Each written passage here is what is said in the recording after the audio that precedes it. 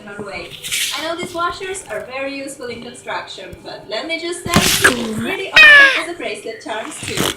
As the last bracelet today, we're making a fun and colorful double cross bracelet. You'll need a bunch of pens. I'm using 6 different colors. Get from under the couch. This bracelet requires a loom with 4 pens, so we're gonna make one using 4 pencils, a square bottle of nail polish, and a tape. Place pencils around the polish bottle, one on each side, and secure them in place with the tape. Just like that, and we have a 4-pin loom.